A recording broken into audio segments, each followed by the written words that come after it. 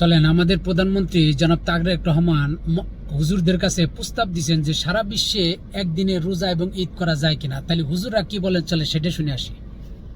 আমরা চিন্তা করে দেখতে পারি কিনা যে বাংলাদেশের মানুষ সারা বিশ্বের মানুষের সাথে একই দিনে আমরা একসাথে রোজা এবং ঈদ পালন করতে পারি কিনা। রাষ্ট্রপ্রধান ঈদ করে সেদিনই ঈদ করো।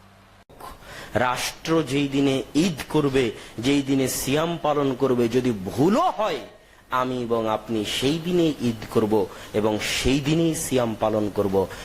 আগামী শুক্রবার 20 মার্চ ওয়ার্ল্ড ওয়াইড সারা পৃথিবীতেই ঈদ উল ফিতর উদযাপিত হবে। নবী সাল্লাল্লাহু আলাইহি ওয়াসাল্লাম বলেছেন, সেদিন তোমরা রোজা রাখবে যেদিন ইয়াউম আফতারান নাস, যেদিন ইয়াউম ইয়াসুমুন নাস, যেদিন লোকেরা রোজা রাখে, আর সেদিন তোমরা ঈদ উদযাপন করবে, যেদিন সবাই ঈদ উদযাপন করে। তার মানে সমাজের সবার কাছে চাঁদ দেখা যখন প্রমাণিত হয়েছে সেটা তোমরা মেনে নিবে।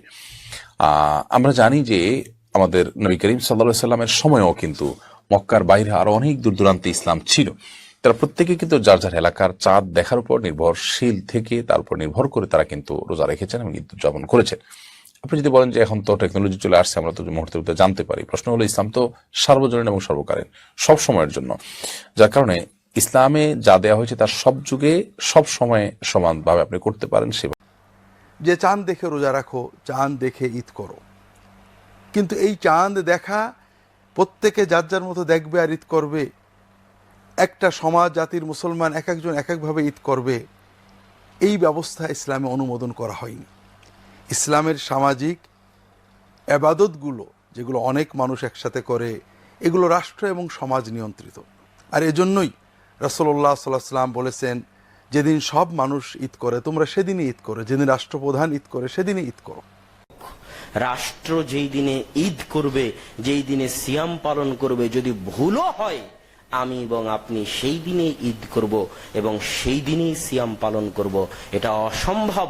আজকে এক গ্রামে ঈদ হবে, কালকে আর এক গ্রামে ঈদ হবে, পরশুদিন আর এক গ্রামে ঈদ হবে, এইটার কোনো বিধান ইসলামে নাই।